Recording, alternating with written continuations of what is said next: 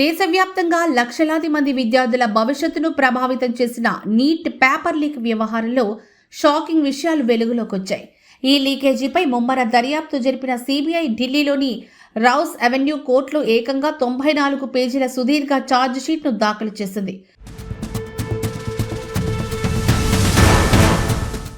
అసలు ఈ దందా నడిపింది ఎవరూ కాదు, పరీక్షా పత్రాలను రూపొందించాల్సిన ఎన్టీఏ నిపుణులేనని సిబిఐ తేల్చి చెప్పింది.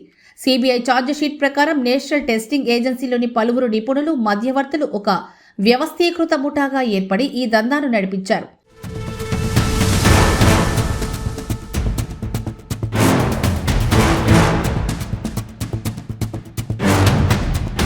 ప్రవేశ పరీక్ష తయారీలో భాగమైన 3 కీలక సబ్జెక్టుల నిపుణులే ఈ లీకేజీ వెనుక ప్రధాన కారకులని సిబిఐ స్పష్టం చేసింది. కెమిస్ట్రీ నిపుణుడు PV Kulkarni, botany expert Manisha Mandhare, physics నిపుణులు మనీషా హవల్దార్లే ఈ కుట్రకు ప్రధాన సూత్రధారులుగా సిబిఐ పేర్కొంది. ఈ కేసుకు సంబంధించి ఇప్పటి వరకు అరెస్టైన 13 మంది నిందితుల్లో ఈ 3 ఎన్టీఏ నిపుణులు కూడా ఉన్నారు. ఎన్టీఏ కేంద్రంలో ప్రశ్నల రూపకల్పన, అనువాదం జరుగుతున్న సమయంలో విభిన్న విభాగాల్లోకి ఈ నిపుణులకు ఉచిత ప్రవేశం ఉండేది. తమ ప్లాన్ బయటపడకుండా ఉండేందుకు నిందితులు ఎలాంటి డిజిటల్ సాధనాలను వాడలేదు.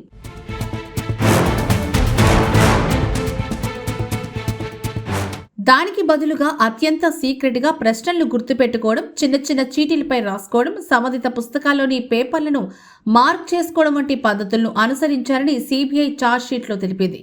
ఆ తర్వాత తమ నెట్వర్క్లోని మధ్యవర్తులు, కోచింగ్ సెంటర్ల ద్వారా ఆ ప్రశ్నలను విద్యార్థులకు చేరవేశారు.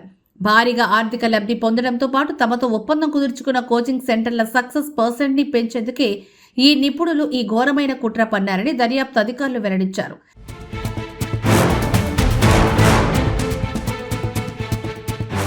ఈ శోధనలో భాగంగా పలు చేతిరాత నోట్స్ను కూడా సిబిఐ అధికారులు స్వాధీనం చేసుకున్నారు. ఈ విచారణలో ఎన్టీఏ భద్రతా విధానాల్లోని దారుణమైన లోపాలను సిబిఐ ఎత్తి చూపింది. పేపర్ సెట్టింగ్ జరిగే అత్యంత కీలకమైన గోప్యమైన ప్రాంతాల్లోకి నిపుణులు వెళ్లేటప్పుడు గానీ, బయటకు వచ్చేటప్పుడు గానీ వారిని కనీసం తనిఖీ చేసే భద్రతా వ్యవస్థే లేదని సిబిఐ ఛార్జ్షీట్లో సంచలన విషయం బయటపెట్టింది.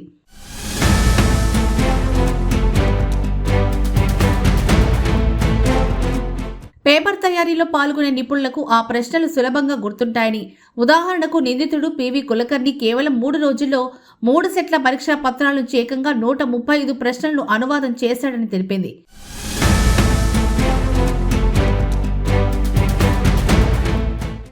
ఏటా కోట్లాది మంది విద్యార్థుల కళ్లతో ఆటలాడుతున్న ఈ నీట్ పేపర్ లీక్ దుమారం దేశవ్యాప్తంగా ఎంత పెద్ద నిరసనలకు దారితీసిందో తెలిసిందే. విద్యార్థులు, యువజన సంఘాలు చేపట్టిన నిరసనలతో కేంద్ర విద్యాశాఖ మంత్రి ధర్మేంద్ర ప్రధాన్ కూడా తన పదవికి రాజీనామా చేయాల్సి వచ్చింది. మరి నిందితులైన నిపుణులపై సిబిఐ మోపిన తీవ్ర అభియోగాలతో రాబోయే రోజుల్లో ఈ కేసు ఎలాంటి మలుపులు తిరుగుతుందో చూడాలి.